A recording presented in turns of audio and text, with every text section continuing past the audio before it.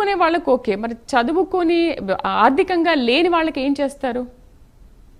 ఇప్పుడు ముందుగా నేను ఇందాక చెప్పింది కానీ మా కూటమి ప్రభుత్వం కానీ మేము పేద విద్యార్థుల వైపు ఉన్నామని చెప్పడం ఒకటి.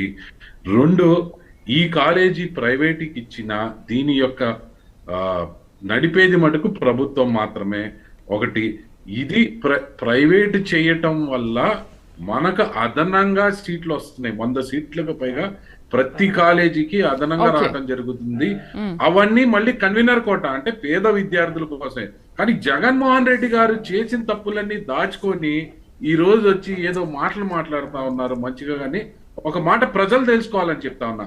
GO number 107, GO number 108, GO number 133 Jaganmohan Reddy గారి ప్రభుత్వంలో ఇచ్చిన ఈ 3 జీవోలు ఏం చెప్తున్నాయి అంటే, ఈ 17 కాలేజీల్లో 50% సీట్లు సెల్ఫ్ ఫైనాన్సింగ్ కింద కానీ ఎన్ఆర్ఐ కోటా కింద కానీ దీన్ని మార్చుకొని అవి అమ్ముకొని కాలేజీలు నడుపుకోమని పేద విద్యార్థులు పొట్టగొట్టేలా ఈ 3 జీవోలు తీసుకురావడం జరిగింది. ఏంటంటే జీవో నంబర్ 107, 108 ఏం చెప్తుంది? సెల్ఫ్ ఫైనాన్స్ లో 35% సీట్లు ఇవ్వమంటుంది. సెల్ఫ్ ఫైనాన్సింగ్ లో 35% సీట్లు అంటే ఈ 35% ఉన్న విద్యార్థులు 12 లక్షల రూపాయలు ఫీజు కట్టాలి సంవత్సరానికి. ఇది 15% ఎన్ఆర్ఐ సీట్లు అంటే 20 లక్షల రూపాయలు కట్టాలి. ఈ 15% విద్యార్థులు 15,000 రూపాయలతో సంవత్సరానికి చదువుకొని పడవలసిన విద్యార్థి 50% విద్యార్థులు, మీరు చెప్తున్న విద్యార్థులు 50% మంది 12 నుంచి 20 లక్షలు ఫీజులు కట్టాలని జగన్మోహన్ రెడ్డి గారు 3 జీవోలు రిలీజ్ చేశారు. ఇవాళ మాట్లాడుతా ఉన్నారు ఏదో వచ్చి.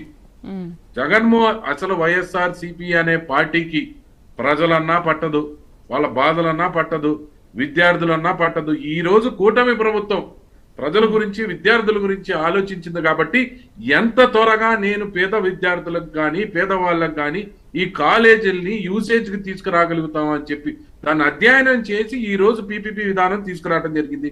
మీకు నేను సూటిగా అడుగుతున్నా, మీకు 100% అవుట్ పేషెంట్ ఫ్రీ అన్నాం. మీకు వచ్చిన ప్రాబ్లం ఏంది? ఫ్రీ ఇవ్వకూడదా? పేదవాళ్ళకి ఫ్రీ ఇవ్వకూడదా?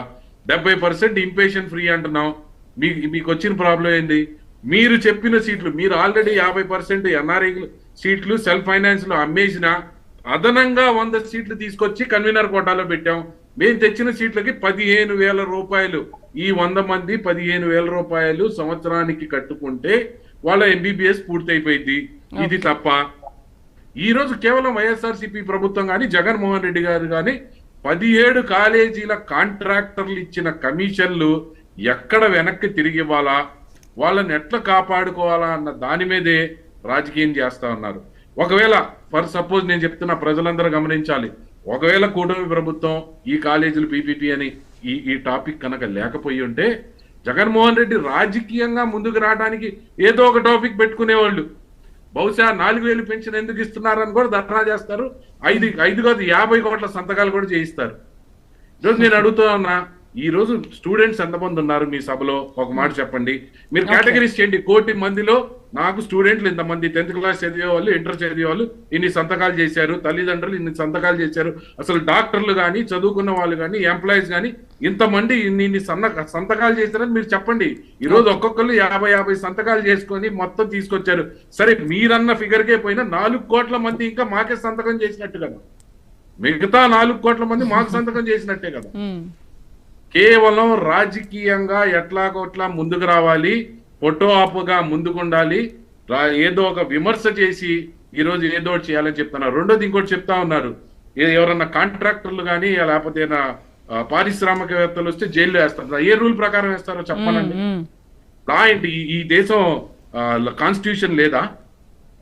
ఆయన చెప్పే దాని మీద లా ఏముంది, రూల్ ఏముంది, దొంగ ఎవడు, ఇక్కడ ఏది చెప్పమంటున్నా? కేవలం ఏదో ఒకటి చేసి ఈ రాష్ట్ర అభివృద్ధిని ఆపాలి. ఒక్కసారి ప్రజలు కూడా ఆలోచించాలి, ప్యానల్లో సభ్యులు కూడా ఆలోచించాలి. చెప్తా ఉన్నా, జగన్మోహన్ రెడ్డి గారు లాగా కనుక ఆలోచిస్తే ఆ రోజు చంద్రబాబు నాయుడు గారు కట్టారని అమరావతిని నాశనం చేసేసారు, ప్రజావేదికని కూల్చేశారు.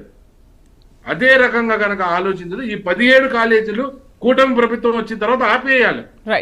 ఇదే 17 కాలేజీ కూటమి ప్రభుత్వం కనుక తెచ్చుంటే ఈయన మొత్తం బుల్డోజర్లు పెట్టి కూల్చేసేవాడు. కాలేజీలు ఎందుకు అనేవాడు? మనకు లేవా పాత హాస్పిటల్, పాత డాక్టర్లు లేరా, కొత్తగా ఎందుకు అనేవాళ్ళు? కాబట్టి కేవలం రాజకీయం చేయడానికి తను ఎట్లో గట్ల మళ్ళీ రాజకీయంగా ముందుకు రావాలి, ప్రజలకు వెళ్ళి తను చేసిన అరాచకాలన్నీ పక్కన పెట్టి ఏదో ఒక పాయింట్ తీసుకొచ్చి ప్రజల ముందుకు పోవడానికి ఈ విధానాన్ని వాడుతున్నానని తెలియజేస్తా ఉన్నా. అలాగే మేడం, క్లోజ్ చేసే ముందు ఒక మాట, ఈ రోజు కూటమి ప్రభుత్వం చేస్తున్న పనితీరుకి ఈ రోజు నారా చంద్రబాబు నాయుడు గారికి రిఫార్మర్ ఆఫ్ ద ఇయర్ అని చెప్పి ఎకనామిక్ టైమ్స్ అవార్డు ఇవ్వడం జరిగింది. ఈ అవార్డు చంద్రబాబు నాయుడు గారికి 5% అయితే 95% ఆయన నమ్మిన ఈ రాష్ట్ర ప్రజలకి దొరికిద్దని ఈ రోజు తెలియజేస్తా ఉన్నా. రైట్, రామారావు గారు. మేడం, వీళ్ళ యొక్క వితండవాదం ఎలా ఉందంటే, ఇది మంచి ప్రభుత్వం వీళ్ళే డప్పు కొట్టుకుంటారు మేడం, ముందడుగు వేసామని వీళ్ళే డప్పు కొట్టుకుంటారు, సూపర్ 6 సూపర్ హిట్ అని వీళ్ళే డప్పు కొట్టుకుంటారు. వీళ్ళ యొక్క విధానం ఏంటంటే, తెలుగుదేశం పార్టీ రోజు సొంతంగా ప్రభుత్వం ఏర్పాటు చేయలేనటువంటి ముదుసులైంది, 3 కాళ్ళ మీద మూరుగుతా నడుస్తున్నటువంటి పరిస్థితి ఉంది. మీ నాయకత్వం ఒప్పుకుంటా ఉంది. ఈ రోజు వీళ్ళు 3 పార్టీల కలయిక లేకుండా అధికారంలోకి రాలేమని చెప్పేసి చెప్తున్నటువంటి పరిస్థితి. ఎందుకు మీరు కాంగ్రెస్ పార్టీని, మీరు మా నాయకుడు జగన్మోహన్ రెడ్డి గారిని చేసేటటువంటి అర్హత గాని మీకు ఆ యొక్క హక్కు గానీ లేదు. ఎందుకంటే ఇది మోసపూరితమైనటువంటి విధానం, అబద్ధాలను పదే దాన్ని నిజంగా మేనియా, ఏదైతే మీడియా ద్వారా ఒక విధమైనటువంటి మేనియాని క్రియేట్ చేసేటటువంటి దుష్ట సంస్కృతి ఇది. ఓపిక లేదు అహ్మద్ గారు, మీరు మాట్లాడుతున్నంతసేపు మీ బూతులు, మీ అబద్ధాలన్నీ విన్నాను. అబద్ధాలు చిత్తశుద్ధి ఉంటే మీరు మరలా ఈ విధంగా మాట్లాడారు. అవహేళనగా మాట్లాడుతున్నారే, ప్రజల చెప్పు దెబ్బది, మీకు చెంప పెట్టు. ఖచ్చితంగా మీ పత్రం ఇక్కడి నుంచి స్టార్ట్ అవుతుంది. మీరు మెడికల్ కాలేజీల మీద గనక మీ యొక్క నిర్ణయాలను వెనక్కి తీసుకోకపోతే ఖచ్చితంగా ప్రజాగ్రహానికి గురవుతారు. రాబోయే స్థానిక సంస్థల్లో కూడా మీకు చెంపపెట్టు తగిలేటువంటి పరిస్థితి ఉంది. మీరు పులివెందుల మాదిరిగా రిగ్గింగ్ చేసుకోవాలని ప్రయత్నిస్తే ప్రజలు ఈడ్చి తంతారని చెప్పి సందర్భంగా చెప్తున్నా. ఖచ్చితంగా మస్తానరావు గారికి కూడా ఈ విధానాన్ని ఆయన అర్థం చేసుకోవాల్సినటువంటి ఆవశ్యకత ఉంది. మా నాయకుడు జగన్మోహన్ రెడ్డి గారు మాట్లాడేదంటే తప్పేందండి? ఇక్కడ ఒక అంశం జగన్మోహన్ రెడ్డి గారు క్లియర్ గా మొట్టమొదటి నుంచి నివేదించారు. అనేక విధాలుగా మేము చెప్పాం, గవర్నర్ గారికి చెప్పాం, కేంద్ర ప్రభుత్వానికి చెప్పాం, ఈ విధానం మంచిది కాదు ఈ రాష్ట్రంలో చెప్పాం. అందుకే మేము కనుక కొల్లగొడితే వారి మీద చర్యలు తీసుకుంటామని చెప్తే దాన్ని ఈ విధంగా భావిస్తే ఎట్లా అండి?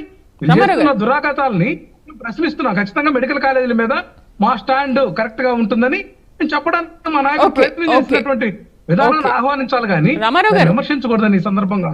ఒక నిమిషం, ముందు విశ్లేషకులు కూడా ఒక మాట మాట్లాడారు. సరే, 5 కోట్ల మంది పైన ఉన్నారు ఆంధ్రప్రదేశ్ జనాభా, మీకు 1,04,00,000 మంది సంతకాలు చేశారు. మరి సరే, 32 లక్షల మంది సంతకాలు చేశారని చెప్తున్నారు. ఈ సంతకాల సేకరణ చేస్తున్నారు, ప్రజలు దీన్ని తీవ్రంగా వ్యతిరేకిస్తున్నారని అంటున్నారు. మరోవైపు ఆయన చెప్పినట్టుగా ఎవరైతే ఇలా కాలేజీలు నడుపుతారో వాళ్ళని మేము అధికారంలోకి వచ్చిన తర్వాత జైల్లో వేస్తామని చెప్తున్నారు. మరి దీన్ని ప్రజలు ఎలా యాక్సెప్ట్ చేస్తారు? మంచి చేస్తున్నప్పుడు ప్రజలు దాన్ని యాక్సెప్ట్ చేస్తారా? కోర్టుకు తీసుకెళ్తామో లేకపోతే జైలుకి వేస్తామని అంటే దాన్ని యాక్సెప్ట్ చేసి సంతకం చేస్తారా? ఇక్కడ ఒక అంశం తీసుకోవాలండి మనం. ఎందుకంటే కేవలం మెడికల్ కాలేజీలు ప్రైవేటీకరణ అంశం మీద మేము తీసుకున్నటువంటి ఈ యొక్క సంతకాల సేకరణ ఉద్యమానికి 1,000,000 మంది మద్దతు ఇచ్చారు. ఓవరాల్ గా మేమేమి ఇంకొక అంశం పెట్టలేదే, అది తెలియట్లే వీళ్ళకి. మరొక అంశం పెడితే మరొక 1 2 కోట్లు వచ్చేటటువంటి పరిస్థితి ఉంది. అంటే ఓవరాల్ గా వీళ్ళు ఫెయిల్యూర్ అయ్యారు. ఇక్కడ మేము ఒకటే చెప్తున్నాం, మేము పిల్లలు వీళ్ళ ఓవరాల్ జనాభా చెప్తున్నారు, వీళ్ళకి ఇంగిత జ్ఞానం లేదు. మేము ఏదైతే